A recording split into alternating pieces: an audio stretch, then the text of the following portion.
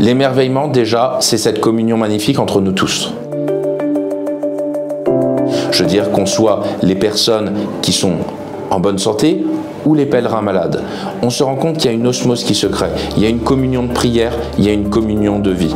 Et nous mettre aussi au service, finalement, de nos frères malades, c'est la plus belle vocation qu'on puisse avoir. C'est se rappeler que finalement, eux, quand ils étaient valides et que nous étions petits, nous étions peu de choses et que nous avions besoin d'être protégés, ils ont été là. Et bien nous, aujourd'hui, où ça va pas, ben on leur rend cette gentillesse qu'ils ont eue vers nous, cet amour. Et de cette manière-là, on ne fait rien de plus que vivre notre message de chrétien, notre vocation de chrétien, c'est-à-dire d'aller aider les plus faibles, d'être au service des plus faibles.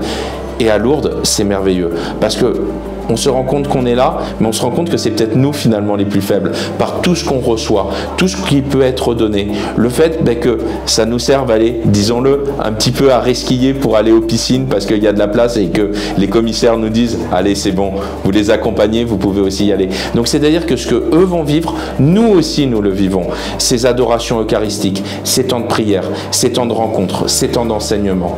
On ne peut rien demander de plus. Franchement, on est comblé. Moi, ma vraie question aujourd'hui, c'est comment je vais gérer mon retour. Quand je vais me retrouver dans mon bureau avec mes parapheurs, mes dossiers, mes collaborateurs qui vont venir me parler de choses, ça va être très dur de rentrer dedans parce que honnêtement, mon cœur, ma tête, mon esprit sera encore avec mes frères malades. Il sera encore à Lourdes pendant ce temps-là.